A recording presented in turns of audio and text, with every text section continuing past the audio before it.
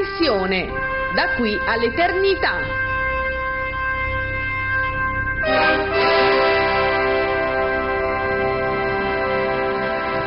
Cavalcata delle Valchirie. Un sogno la pensione, un sogno lontano. Allora, in questi giorni si dibatte molto sulla questione pensionistica, sull'adeguamento dell'età pensionabile alle aspettative di vita, e questo ha acceso un dibattito vivace, una questione che si ripropone quello pensionistico, perché la pensione, la situazione dell'INPS, insomma, desta non poche preoccupazioni, anche soprattutto dal punto di vista dei giovani, che oggi faticano a trovare lavoro, se trovano lavoro trovano lavori saltuari, precari. Che pensioni avranno quando arriveranno quando potranno andare in pensione? Allora, innanzitutto, per fare subito chiarezza, io volevo capire dai sindacati e dagli altri ospiti, legare l'età pensionabile all'aspettativa di vita, è giusto oppure no? Lavorato.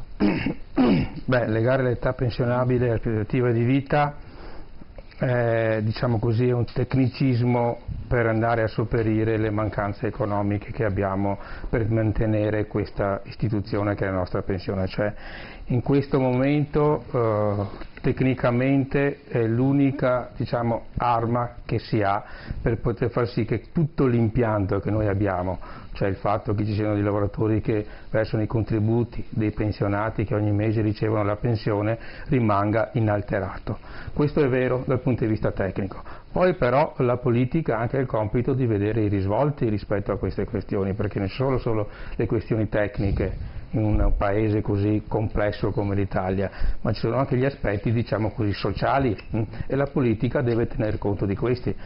Uno di questi è il fatto che appunto molti lavori, soprattutto quelli manuali, quelli più faticosi, difficilmente possono sopportare il fatto che continua ad aumentare l'aspettativa di andare in pensione, perché l'allungamento dell'età fa sì che questi lavori diventano gravosi ed impossibili da effettuare per appunto i lavoratori e le persone che sono in questo momento addette a queste mansioni molto pesanti. Francesca Pizzo, lei che dice? Sicuramente appunto noi abbiamo già fatto una richiesta specifica, che è quello del blocco dell'adeguamento all'età pensionabile, perché come diceva anche il collega, bisogna comunque cercare di capire appunto anche come ci si arriva all'età pensionabile, perché la tipologia di lavoro è assolutamente determinante rispetto a quello che può essere la prospettiva di una pensione, e il lavoratore che lavora all'interno rispetto alle platee anche che sono entrate oggi in quella che si chiama l'APE social piuttosto che l'APE volontaria, sono quelli che effettivamente ad oggi è una piccola platea che anche noi stiamo cercando appunto di ampliare, perché all'interno sicuramente, oltre ai lavoratori che fanno lavori su turni piuttosto che lavoratori che hanno lavori usuranti o pesanti, ce ne sarà una platea molto più ampia, proprio in prospettiva anche di un aumento di quello che è l'adeguamento rispetto anche all'indice Istat, rispetto a quello che è l'aspettativa di vita. E è anche vero che anche per i giovani, appunto come diceva lei prima, la prospettiva sarà purtroppo sempre più lontana, ma dovuta anche al fatto che i giovani ad oggi hanno discontinue, non hanno contratti ahimè continuativi, e quindi avranno necessariamente e per forza di cose dei buchi contributivi che in qualche modo non potranno essere colmati, se non eventualmente con quello che noi diciamo sempre rispetto ad una anche aumento dell'informativa rispetto alla previdenza complementare, che forse potrà dare un supporto come secondo pilastro e sussidiarietà alla pensione pubblica. Certo, ma le cose comunque bisognerà metterci mano. Simone Borile, Movimento 5 Stelle sulle pensioni ha... Sì, io ho un'idea anche molto chiara delle pensioni, è vero quello che è stato detto prima, però aggiungerei una cosa: è impensabile dal mio punto di vista fare una corretta questa manovra sulle pensioni se non si fa una politica di lavoro per i giovani seria, quindi una manovra intelligente di rilancio di quello che è il mercato e che è l'occupazione anche giovanile, perché ricordiamo che sono loro che poi pagano le pensioni, quindi se io non vado in un qualche modo ad intervenire anche in quel settore lì, accadrà che ogni 3-4 anni, quando si andrà al governo, ci sarà sempre una manovra che andrà a modificare, a cambiare, perché il sistema ovviamente rischia di deflagrare. Poi ci sono tante, un'infinità anche di altre questioni che meriterebbero di essere affrontate magari con il prossimo giro, quelle relative alle pensioni d'oro per esempio, no? Dopo ne parliamo. Ecco, quindi quello che vorrei suggerire è: mi va bene un discorso di una riflessione sulle pensioni, però non dimentichiamoci che deve essere strettamente correlato con quello che è una politica del lavoro seria che ad oggi non c'è. Dalla Zuanna, politica del lavoro sicuramente, ma che senso ha discutere sui 4-5 mesi in più di restare al lavoro quando sappiamo già che diciamo, la nostra demografia ci anticipa che nei prossimi anni andremo incontro a dei momenti difficili, no? L'Istat ha fatto i conti in questi ultimi giorni, no? Tanto bisogna partire un pochino dai dati effettivi, cioè l'età effettiva alla pensione adesso media in Italia è 62 anni, non i 67 di cui si parla. Perché 62 anni? Perché la gran parte della gente va ancora in pensione con la pensione di anzianità che è possibile avere, se non sbaglio, dopo 43 anni, se non erro, no? Quindi tutta la gente che ha cominciato a lavorare presto, cioè 15 anni, 20 anni, e sono la maggioranza di quelli che adesso si trovano in età di andare in pensione. Per cui, e questa età di 62 anni diciamo è più o meno nella media europea, quindi non è vero che noi abbiamo un'età alla pensione più alta della media europea, l'età alla pensione è più o meno nella media. Quei 67 anni di cui si parla sono l'età per la pensione di anzianità, ossia per le persone che non hanno ancora raggiunto questa quota, no, contributiva, almeno 20 anni, adesso non mi ricordo esattamente. Minimo 20 anni. Ecco, questo è il meccanismo, per cui va anche bene perché che non passi l'idea che tutti vanno in pensione a 67 anni, perché non è così, insomma. Oggi no. In prospettiva si andrà verso una cosa di perché è necessario adeguare la cosa? Perché purtroppo la demografia è una cosa che non fa sconti, io la insegno, quindi sono costretto a parlarne e devo parlarne in modo anche corretto, cioè i nostri genitori sono andati in pensione quando l'aspettativa di vita a 65 anni era di 6-7 anni inferiore rispetto ad oggi. Questi sono i dati, 6-7 anni inferiore, vuol dire che per andare in pensione, cioè che se una persona andava in pensione a 60 anni poteva aspettarsi mediamente di vivere 10-12 anni, adesso può aspettarsi di vivere 20 anni. Questo è il dato. Allora è nell'ordine delle cose il fatto che questa roba qua non sta in piedi, non è possibile per la nostra generazione, e tanto meno lo sarà per la generazione che verrà nei prossimi anni, ma anche la nostra, insomma, andare in pensione con gli stessi come si dice, con le stesse età e con le stesse modalità in cui sono andati i nostri genitori, cioè non regge economicamente la cosa, è abbastanza chiaro. Però se parliamo dell'aspettativa di vita dobbiamo prenderla sul serio questo indice, e l'aspettativa di vita è un indice che non è uguale per tutti. Questa è la cosa fondamentale, cioè l'aspettativa di vita è diversa per chi fa certi lavori piuttosto per chi ne fa altri. Difatti il concetto di lavoro usurante, la definizione vera è lavoro che mangia aspettativa di vita. Era nato così quando è nato ancora tanti anni fa come concetto. Allora, il discorso che si fa adesso di esentare alcune categorie da questi mesi in più, che poi sono mesi in più, è importante non solo per l'età alla pensione, ma anche per il numero di anni necessario per andare in pensione di anzianità, quindi è rilevante come cosa. Per questo tipo di categorie qua, no, che e sono tante insomma queste categorie, è importante. Quindi nella discussione che mi pare domani dovrebbero chiudere i mercati, domani domenica, una delle cose secondo me più importanti che c'è è il fatto di decidere una scadenza in cui si ragiona bene su queste cose e si definisce in modo chiaro chi sono queste categorie. Abbiamo tempo per farlo, perché l'adeguamento della speranza di vita mi pare scada all'inizio del 19, se non sbaglio. Quindi noi abbiamo 6 mesi, direi, perché di più non possiamo prenderci, perché poi bisogna fare tutti i calcoli, perché sono cose molto complicate queste, lo potranno raccontare loro che ci sono dentro tutti i giorni. Ecco, per fare questi conti, ma noi abbiamo bisogno, perché quando è stata fatta la riforma Fornero, che era una riforma che è stata fatta perché non si è fatto prima questo adeguamento, per cui si è trovati con spese che erano insostenibili, non è stato fatto questo lavoro di calibrare secondo le vere aspettative di vita delle diverse categorie. Guardi, la differenza di aspettativa di vita di 65 anni, e chiudo poi, fra una persona, noi i conti li abbiamo fatti con il titolo di studio, con licenza elementare rispetto a un laureato, può essere anche di 3-4 anni.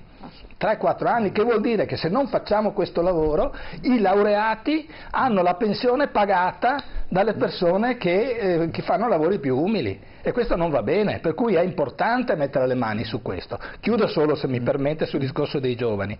Sul discorso dei giovani la notizia è che sono totalmente d'accordo con il mio collega di 5 Stelle, cioè è fondamentale fare questo, tant'è vero che in legge di stabilità abbiamo messo questo lavoro importante di decontribuzione dal 1° gennaio del 18, decontribuzione per chi prende i giovani a tempo indeterminato, e uno dei motivi per cui in questi mesi non ne vengono presi pochissimi è che le aziende stanno aspettando che dal 1° gennaio scatti la cosa. Si è creato l'effetto annuncio, come accade sempre quando si fanno cose di questo genere. Scusate se sono stato lungo, ma dovevo chiarire.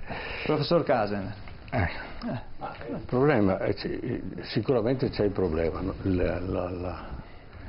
non ci sono più soldi per le pensioni e quindi vanno calibrati in maniera tale che tutti possano avere qualcosa. Il problema noi l'abbiamo ereditato come al solito, cioè lo spreco che è stato fatto negli anni 60, soprattutto negli anni 70 e 80, è stato mostruoso. E quindi siamo arrivati a prendere delle decisioni uguali e contrarie a quelle che si prendono oggi.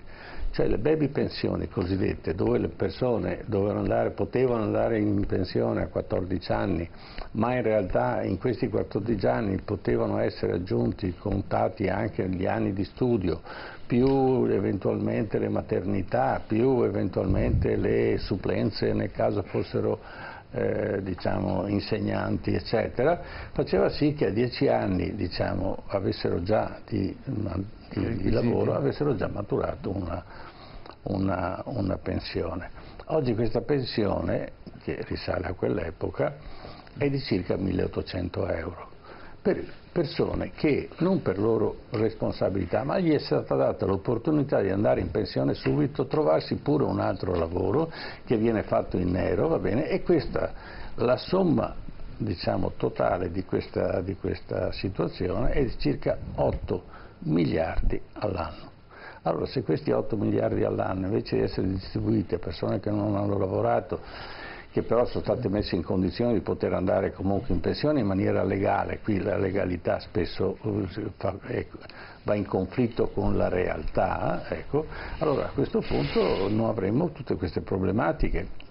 Aggiungiamo a questo pensionati, e tipicamente questo avviene in Sicilia, che hanno fatto un solo giorno di presenza nel Parlamento siciliano e sono ancora in pensione, non solo, ma la figlia, abbiamo visto recentemente un servizio su un'altra televisione, la reversibilità. La reversibilità, la figlia, non la moglie, la figlia la reversibilità, quindi dopo 50 anni ancora queste percepisce 6.000 euro al mese. Allora, e questo fenomeno è tipicamente del sud, no?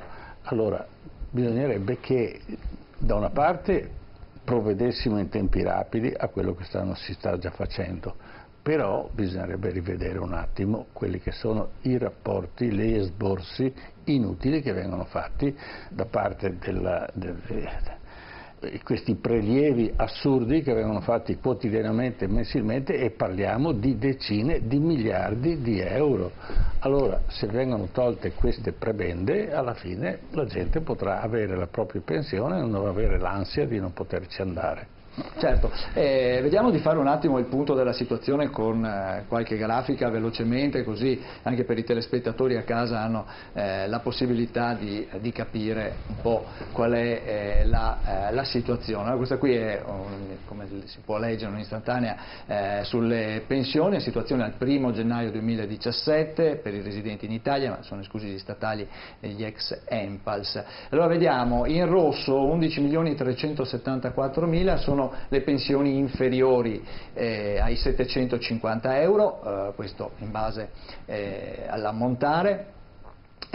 Invece 6.654.971 sono quelle superiori a 750 euro. Per quanto riguarda invece la natura previdenziale, quindi in base al tipo, contributi versati oppure no, sono 14.114.000 e quelle di natura assistenziale sono 3.915.000. Lì vediamo la spesa totale di 197 miliardi di euro, 178 sono appunto per quelle di natura previdenziale e 20 miliardi per quelle di tipo assistenziale. Se andiamo anche alla grafica successiva, invece vediamo quella che è la possibile previsione aumento dell'età pensionabile in base alle aspettative di vita. E come vedete oggi siamo a 66 anni e 7 mesi, dal 2019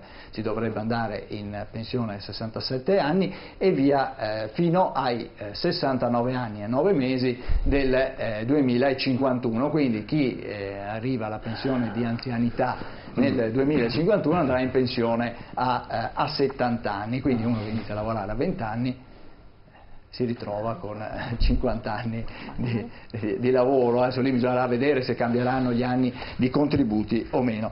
Prima abbiamo fatto riferimento alla differenza tra le pensioni in Italia, l'età pensionabile in Italia e quella nel resto d'Europa. Vediamo, abbiamo una grafica anche questa, come vediamo la Grecia è a 67 anni sia per le donne che per gli uomini. Questa è la vecchiaia, no? Sì, pensionamento di vecchiaia. In Italia siamo ai 66,7 per gli uomini, 65,7 per le donne e poi via discorrendo. Vediamo il Portogallo 66 anni per gli uomini, vediamo che ad esempio la Francia, anche se credo che adesso anche la Francia stia rivedendo un attimo la situazione, siamo a 60, si può andare in pensione di vecchiaia a 60 anni. E c'è un'ultima grafica che vi propongo, è quella che ha elaborato la UIL in questi giorni, se non sbaglio, su quelle che sono il fatto che andiamo in pensione rispetto agli altri paesi più tardi, però tra l'altro godiamo anche meno della pensione. Qui vediamo appunto in base ovviamente all'età pensionabile, quindi l'Italia abbiamo gli uomini hanno un'aspettativa di vita di 83 anni, le donne 87,2, età pensionabile come abbiamo visto 66,7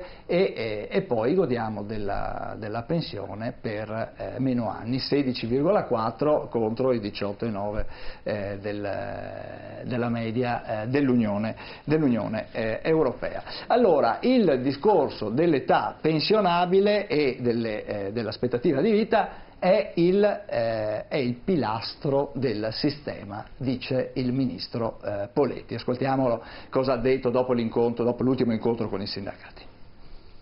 Abbiamo ribadito e confermato le proposte che si erano costruite nell'arco del lavoro di queste giornate, quindi le tematiche che sono state peraltro largamente note nella discussione, a partire dalla ribadire la convinzione del Governo che il collegamento dell'età pensionabile all'aspettativa di vita è un pilastro dell'impianto del sistema previdenziale del nostro Paese, e quindi questo principio è un principio che va salvaguardato.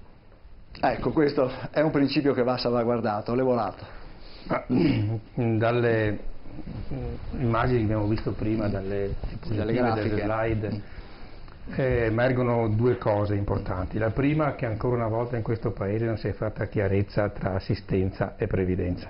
No, ancora una volta stiamo ragionando sul fatto che l'INPS deve comunque mantenere una fetta di spesa costante che non riguarda i lavoratori che sono andati in pensione, ma delle persone che hanno bisogno di un sostegno sociale, no? E quindi quanto riguarda l'assistenza. Quindi prima o dopo si deve fare chiarezza, perché in una logica normale di un paese civile l'assistenza non fa capo ai contributi versati nel mondo del lavoro, ma farebbe capo alla fiscalità generale, cioè al comportamento, diciamo così, normale di un paese in cui tutti nel momento del bisogno hanno la necessità di avere un qualcosa.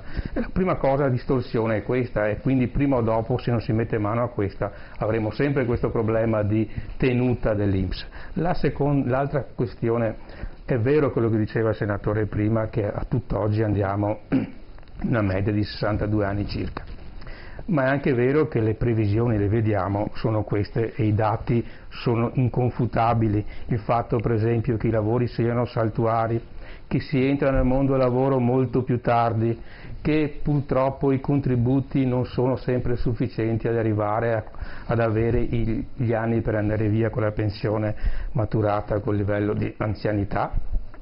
Succede che purtroppo andranno via, o quelli che andranno via nei prossimi anni, in un futuro con la pensione che vediamo in questo momento nelle slide, cioè 67, 68, 69. Questo sarà inevitabile perché, ripeto, il momento in cui stiamo vivendo ci porta a dire che nessuno raggiungerà in tempo gli anni di contributi per cui arriveranno prima, anche perché non solo aumentano gli anni, ma aumenta anche gli anni di contributi che si devono avere per andare in pensione, perché di pari passo aumenta l'età per andare di anzianità, ma anche quella di vecchiaia. Quindi è vero, per quello che diceva il senatore, a tutt'oggi, ma in una prospettiva non lontanissima, senatore, non lontanissima, perché fra pochi anni cominceranno ad andare in pensione già fra qualche anno, quando parliamo di qualche anno non parliamo di 1 o 2 anni, ma 5-10 anni è un tempo relativamente breve, i lavoratori che hanno tutti una pensione calcolata sul metodo contributivo, ok? E con questo sistema mettiamo tutti insieme delle cose. Noi abbiamo una preoccupazione forte di una tenuta sociale nei prossimi anni, perché è evidente che o i lavoratori non vanno in pensione perché la loro pensione è decurtata così tanto che non può mantenere il stile di vita precedente. Se avevano uno stipendio di 1.200 euro e una pensione di 600-700 euro, il giorno dopo, la prima cosa che mi viene in mente è dire rimango ancora al lavoro. Quindi non sarà il sistema, non sarà la Fornero che metterà in pensione le persone, ma sarà in quel momento lo Stato sociale che non permetterà alle persone di poter vivere con le risorse che avevano prima, perché sfido chiunque a vedere il giorno dopo che va in pensione metà del proprio sostegno decurtato e poter vivere come prima e mantenere lo stesso stile di vita di prima. Cioè, sfido tutte le persone di buon senso a dire che è possibile, è praticamente impossibile. Quindi o le persone rimarranno a forza nel mondo del lavoro per avere un reddito più alto, oppure saranno costrette a fare qualcosa in più, cioè fare, come si diceva prima, un lavoro nero. Ma allora se la nostra prospettiva è far sì che i lavoratori di 69 anni escano dal mondo del lavoro e vadano in pensione per fare un lavoro nero, abbiamo fatto qualcosa che sicuramente non è positivo nel nostro Paese. Certo, ecco, uno dei punti, ad esempio del Movimento 5 Stelle, lavorare meno, lavorare tutti? È ancora valido? Ma guardi, ovviamente richiamo il discorso che ho fatto prima. L'aumento, io non so se è concepibile, certo il sistema deve sostenere, uno dei pilastri, come è stato detto dal Ministro, può essere sicuramente considerato quello che è l'aumento anche dell'età, ma una casa sta in piedi non solo con un pilastro, devono essercene degli altri, quindi devono esserci tutta una serie di interventi che devono favorire e che devono evitare che questo tipo di azione non vada a deflagrare. Uno fra tanti, prendiamo per esempio le pensioni d'oro. Io so che non risolve il problema le pensioni d'oro, però santo cielo, 3 miliardi di pensioni che vengono date a meno di 1 milione di pensionati. Ecco qui abbiamo Cioè, una grafica che ci aiuta con le pensioni d'oro. Questi qui sono gli assegni mensili. Agghiaccianti sono. Quando io penso che una pensione sociale minima è di 500 euro e 5,1 mi hanno detto, se non sbaglio. Allora, voi capite bene che una condizione del genere è assolutamente ingiusta. E dico una cosa però, che se uno i contributi li ha pagati, è giusto che abbia quello, ma deve averli pagati, deve averli versati. Uno che non li ha versati, perché deve avere questo tipo di pensioni? E allora qui si apre un altro tipo di capitolo. Vediamo per esempio i vitalizi. Uno dice: io lo faccio per 4 anni, maturo il vitalizio, però ho dato i contributi per quel vitalizio. Sì, ma li hai dati per 4 anni, il vitalizio te lo tieni per i successivi 20. Allora lei capisce che è tutto il sistema che va riformato. Nella Giovanna, bisogna riformare tutto. Qui abbiamo visto la grafica, qui abbiamo i 91.000 euro al mese, sono di un manager della Telecom, ma poi ci sono tanti altri casi che potremo, dai militari ad alcuni. Ecco, la cosa curiosa è che delle 33.000 pensioni, diciamo, d'oro al di sopra dei 90.000 euro all'anno, e anche qui poi bisognerebbe discutere anche sulla cifra, la metà sono pagate in Sicilia, tra l'altro. Cosa devo dire? La colpa del bandito Giuliano? No, il discorso delle pensioni d'oro mi trova pienamente d'accordo. Lì, fra l'altro, io sono stato eletto con Scelta Civica, lì c'era stata un'operazione fatta da Monti che aveva messo un contributo di solidarietà, no? Per questo, che poi è stato bocciato dalla Corte Costituzionale. Questo vi fa capire la difficoltà di intervenire su questo tipo di cose, perché c'è il concetto di cosiddetti diritti acquisiti, no? Per cui finora la politica, anche volendo farlo, devo dire, perché non è che non ci fosse la volontà di farla questa cosa, tanto è vero che alla Camera è stata anche già approvata questa cosa con una larga maggioranza, e al Senato speriamo, io sono d'accordo di riuscire a approvarla, anche se devo dire la verità, secondo me approvarla solo per i politici mi pare una cosa non molto sensata, cioè nel senso, voglio dire che assieme a noi ci sono altre categorie, certo, che godono ecco, tra l'altro, se posso dire, questa cosa qua è per il pregresso, perché adesso noi andiamo col contributivo, se noi, in caso mio personale, io per 5 anni non ho ricevuto i contributi dall'università, ho ricevuto i contributi dal Parlamento, e quando avrò 65 anni prenderò quello che ho versato, lo prenderò indietro, come quello che diceva lui, insomma, cioè, quindi con quei contributi che ho versato. Per cui adesso almeno i politici nel Parlamento sono in questa situazione qua. Bisogna migliorare anche quella, perché non vedo perché io devo avere 65 e la gente normale, tra virgolette, 67. Non vedo perché chi ha 2 legislature ce l'ha a 60 anni e non a 65. Però ecco, se guardiamo com'era una 55, volta, se non sbaglio, una volta addirittura questa roba qua la prendevi quando avevi fatto un giorno solo di legislatura, cioè una cosa assurda, insomma, perché anche la politica aveva le stesse cose che sono state discusse prima, no? C'è gente che lavorava magari veramente pochi anni, come diceva il professore prima, e alla fine si trovava per tutta la vita, e ancora adesso si trova, ecco. E ci sarebbe anche altro da dire. Per esempio l'Italia ha un sistema di pensioni di reversibilità che è estremamente generoso. La reversibilità è un ottimo strumento, ma è un ottimo strumento per le persone che hanno pensioni modeste, cioè il fatto che una persona che prende 5.000 euro di pensione, gli muore il marito e abbia la reversibilità del marito, in Germania prenderebbe 0. Da noi invece la reversibilità è solo molto debolmente connessa al reddito che prendi tu, no?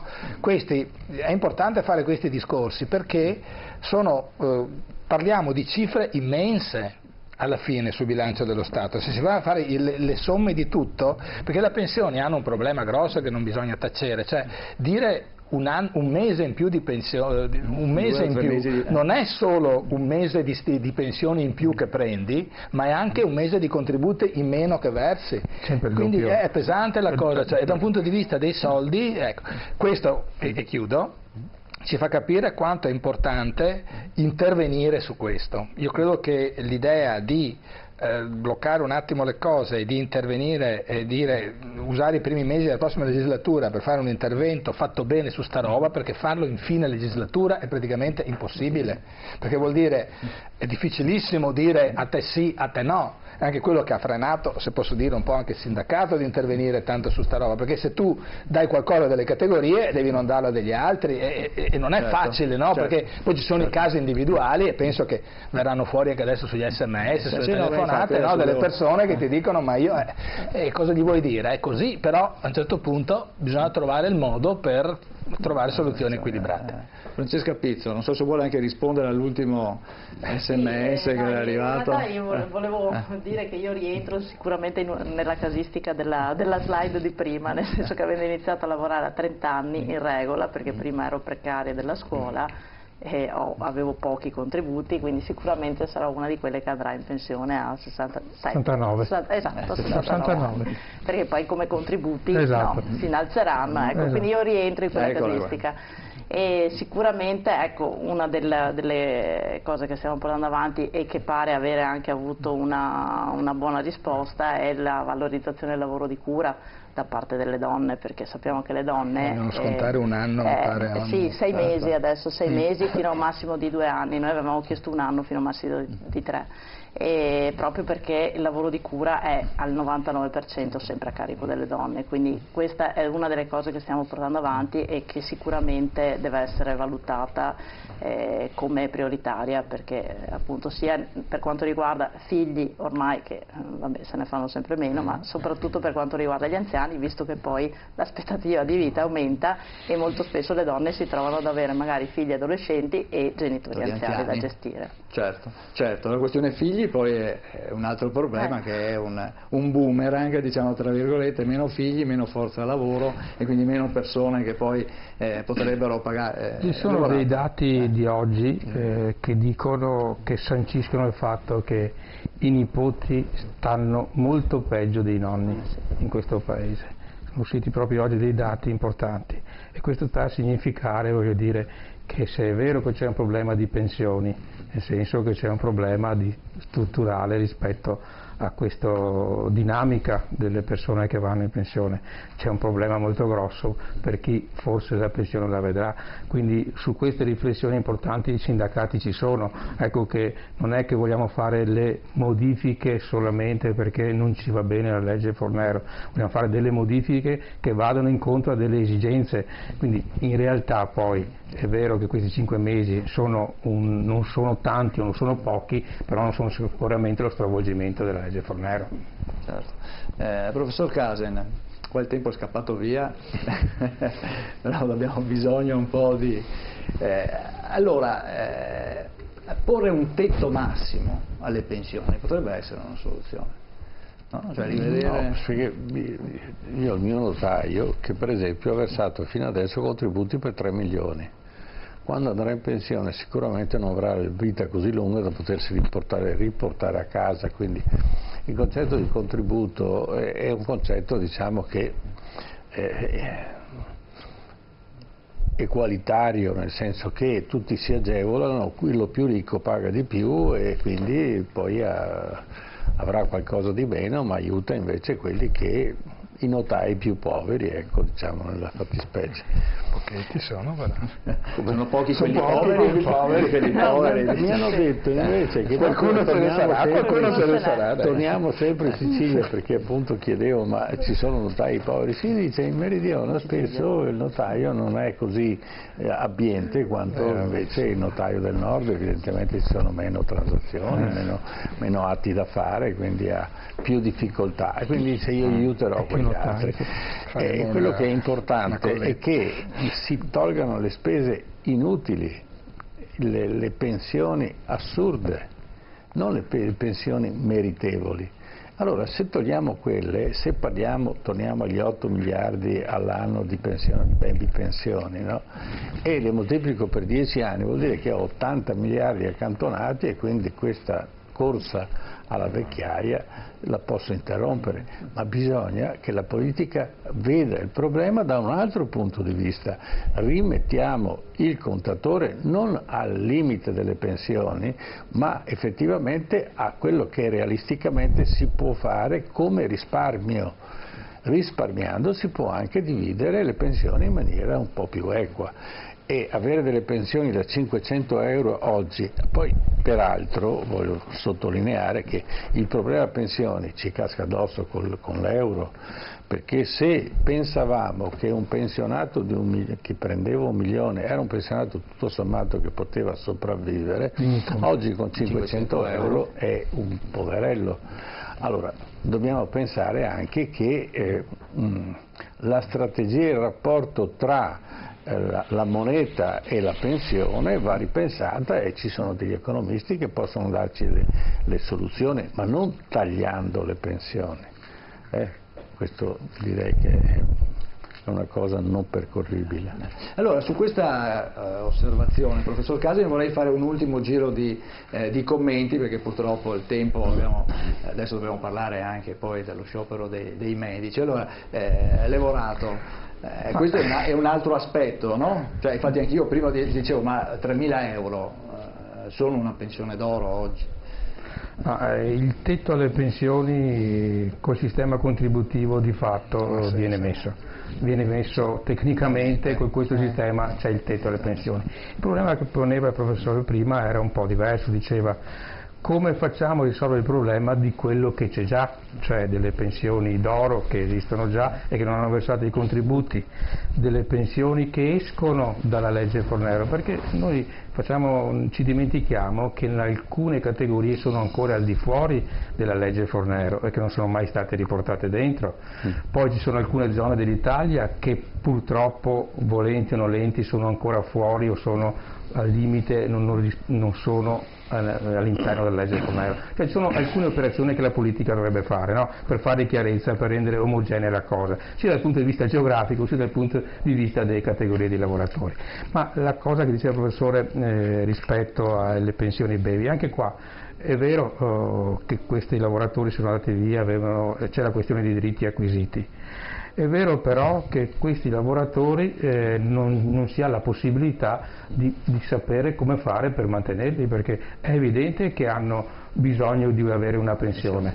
Io non ho, e noi ci abbiamo pensato in questi anni, ma purtroppo siamo anche senza dei dati. Per esempio l'INPS fino a un certo anno riesce a calcolare i contributi versati, poi c'è il marasma totale, cioè non si capisce più come si potrebbe gestire la cosa. Quindi c'è anche un problema tecnico, non solo politico, perché anche se volesse mettere le mani, l'INPS non ha alcuni dati, soprattutto nel pubblico impiego. Certo. Francesca Pizzo. Condivido il ragionamento. È chiaro che l'altro passaggio che ben diceva il professore è quello che l'euro effettivamente ha causato, nel senso che se prima si poteva contare su effettivamente una retribuzione che poteva essere utile anche a promuovere i consumi, oggi come oggi i 500 euro non bastano più, il resto è aumentato, tutti i prodotti di consumo sono aumentati sproporzionalmente, e anche lì metterei invece un tetto effettivamente a quelli che sono i costi di alcuni prodotti che effettivamente si sono raddoppiati. Certo. È chiaro che c'è stata una sproporzione che non ha ovviamente messo a equilibrio fra le parti. Certo. Simone Borilla. Velocemente, la legislatura adesso sta per terminare, penso mancherà l'approvazione della legge di bilancio e poi con la prima settimana dovrebbe concludere questo ciclo, quindi è impensabile anche parlare adesso, soprattutto in campagna elettorale, di mettere o togliere pensioni, anche la sola ipotesi è folle. C'è un tema legato che è estremamente delicato, che è quello della spesa sanitaria. La spesa sanitaria è legata poi anche all'anziano. Le pensioni oggigiorno consentono alle attuali pensioni di vivere una vita decorosa e decente? Molte di queste no, assolutamente. Ma se io penso anche ai miei studenti, ai ragazzi, no, che arrivano a 30 anni, se hanno la fortuna di trovare oggigiorno un impiego, iniziare a lavorare per poi trovare una stabilizzazione molto più avanti, questi ragazzi difficilmente riusciranno a maturare, non so cosa accadrà fra 30 anni, probabilmente che tipo di politiche verranno attuate.